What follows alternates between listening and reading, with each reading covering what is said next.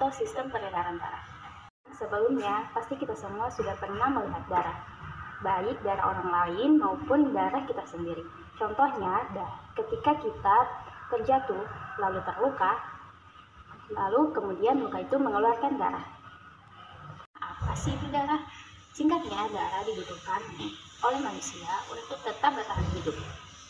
Kita bisa membayangkan bahwa darah sebagai perahu yang membawa barang-barang berharga seperti oksigen, nutrisi, dan membawa bahan-bahan yang tidak dibutuhkan seperti zat racun dan membawanya ke tempat pembuangannya.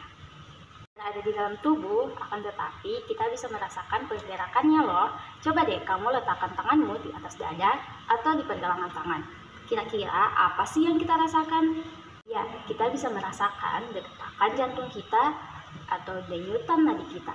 Tersebut adalah tanda bahwa adanya peredaran darah dalam tubuhmu.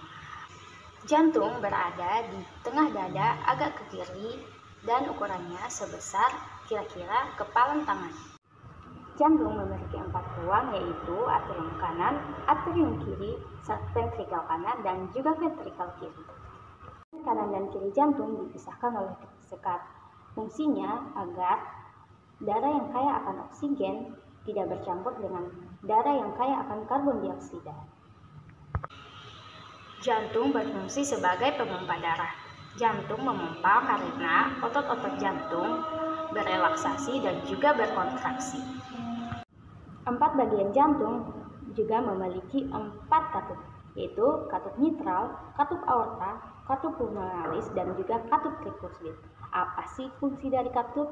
Katup berfungsi agar darah yang sudah berada di ventrikel tidak berbalik arah kembali lagi ke atrium. Pembuluh darah merupakan saluran tempat di mana darah mengalir. Darah dibagi menjadi 2, yaitu pembuluh nadi atau arteri dan juga pembuluh balik atau vena.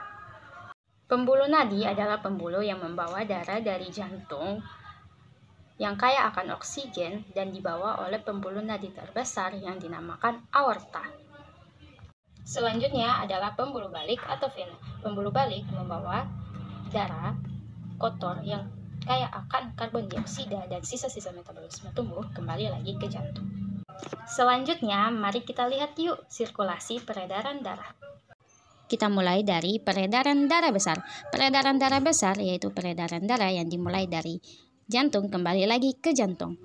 Darah akan dipompa oleh ventrikel kiri, kemudian akan keluar melewati atrium kiri, kemudian darah yang kaya akan oksigen akan dibawa oleh pembuluh nadi menuju kapiler. Sesampainya di kapiler, darah yang kaya akan oksigen dan nutrisi akan masuk ke sel-sel tubuh terdekat. Sebaliknya, darah yang kaya akan karbon dioksida atau sisa-sisa metabolisme tubuh akan keluar dari sel-sel tubuh. Darah yang kaya akan karbon dioksida dan sisa-sisa metabolisme tubuh akan dibawa balik oleh pembuluh balik atau vena. Darah yang awalnya kaya akan oksigen berubah menjadi darah yang kaya akan karbon dioksida atau disebut darah kotor. Kemudian darah kotor akan masuk melalui vena cava, kemudian masuk ke atrium kanan, melewati katup tricuspid, kemudian masuk ke ventrikel kanan. Kemudian ventrikel kanan akan memompa darah menuju ke jantung dan akan dibawa oleh arteri pulmonari. Sesampainya darah ke jantung, darah akan terjadi pertukaran zat. Kemudian darah yang awalnya kotor akan berubah menjadi darah bersih yang kaya akan oksigen dan dibawa oleh vena pulmonari kembali lagi ke atrium kiri, kemudian masuk ke ventrikel kiri. Kemudian ventrikel kiri akan kembali memompa darah yang sudah kaya akan oksigen kembali melewati